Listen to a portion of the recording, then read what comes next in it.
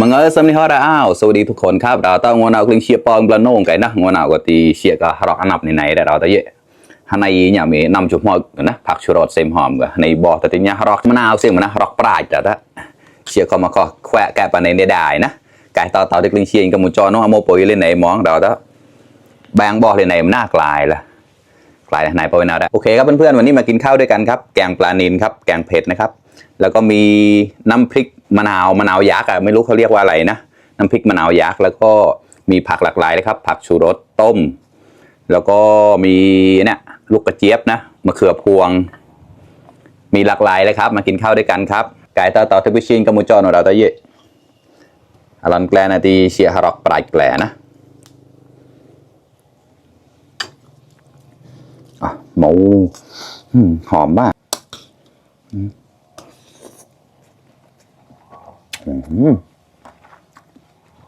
อร่อยมาก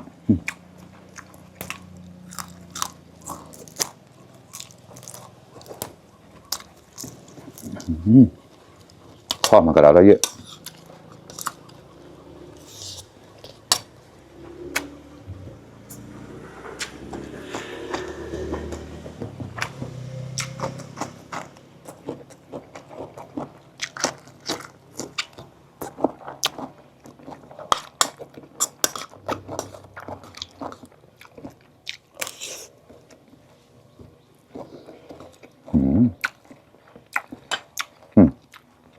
ก็มาครับพาวิชินะใครที่ยังไม่ได้กินข้าวมากินข้าวด้วยกันนะครับคุณชิปปอนกับมุนจอดแล้วโศกเล็กเหล่านะกูรู้ว่าใครเป็นชอบเพิ่งหัวหน้าเราจุดวายกับเต่านะเนี่ยเต่าที่แต่ใครไปเลยชนแอมจะชอบมึงโง่ลูกแหลมเลย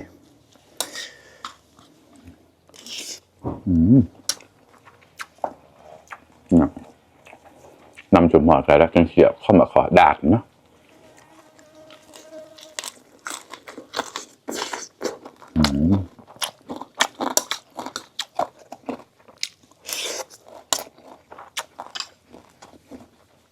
เราอีกร้านก็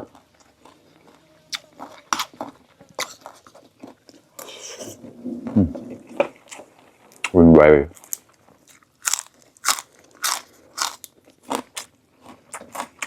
วันเงยก็คือวุ่นโบดนะ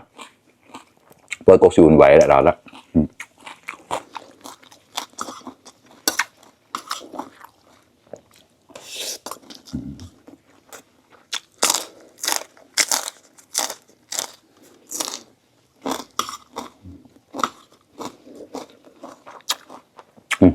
บางบ่อเขาเนี่ยบางกลายนายพอบางใส่มันแล้วได้มันก็เชี่ยเรื่องกลายเขิมนะบาดคอยอย่างเช่อ่อนๆครับ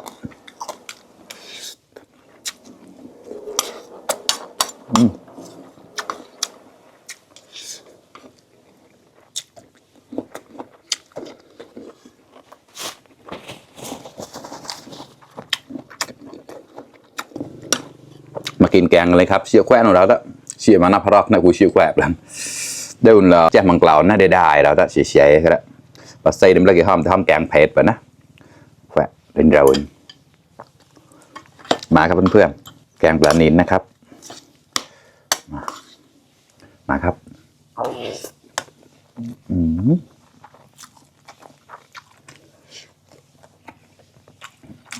อร่อยอ่ะ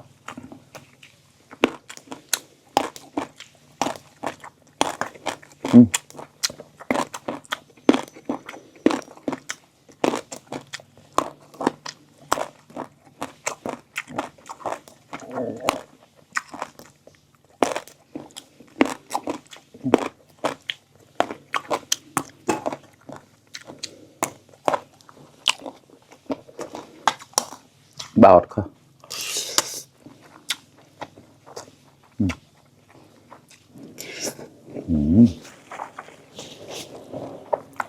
อร่อยมาก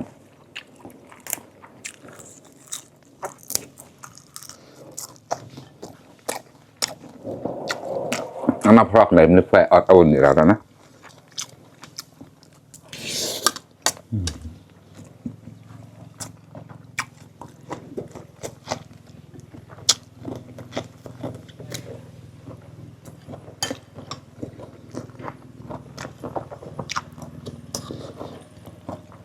วันไหนที่มีน้ำพริกก็แกงก็จะหมดน้อยหน่อยนะครับ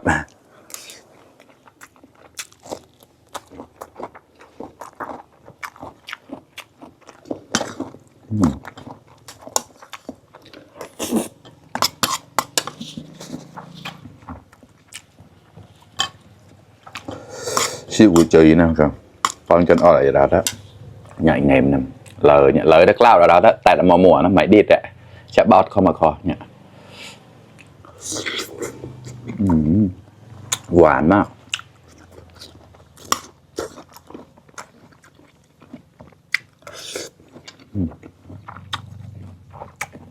ปลูกเองครับที่สวน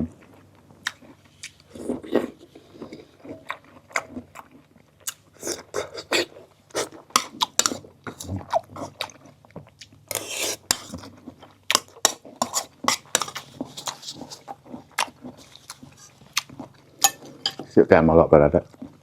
นะ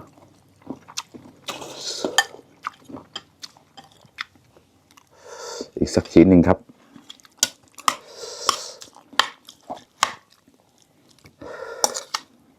มาคำโตๆ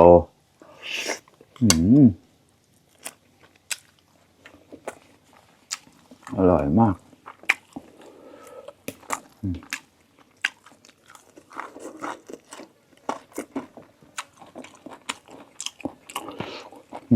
ผักชูรส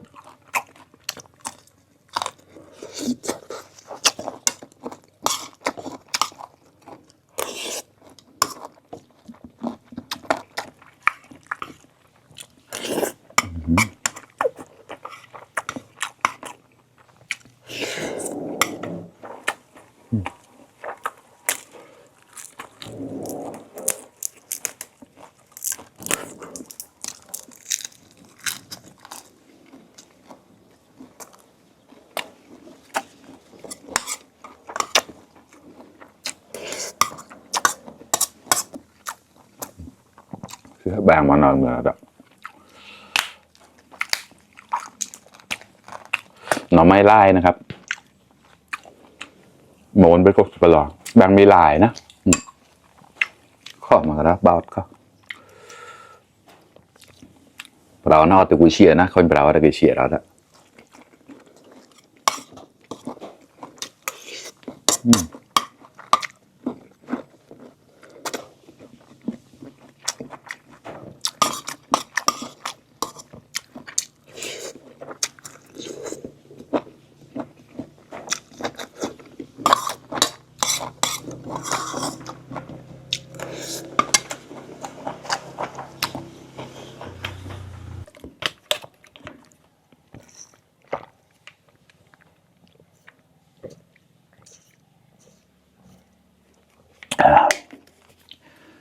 โอเคครับเพื่อนๆอิ่มไปอีก1 มื้อแล้วครับอร่อยมากๆเลยครับน้ำพริกมะนาวยักษ์นะครับเขาเรียกว่าอะไรอ่ะมะนาวลูกใหญ่ๆนะ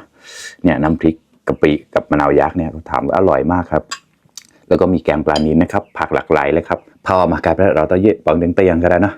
ฮารอกปลายก็แฝงกับบันไนก็นี่ในแหละนะขอบคุณเพื่อนๆที่เข้ามารับชมทุกคนนะครับฝากเป็นกำลังใจให้ด้วยนะครับไพเดอร์ไลค์เดอร์แชร์เนี่ยเราแต่ดมูเชียบวันที่มันจะมาเปิดนะเล็บก็มาสอดสมอดก็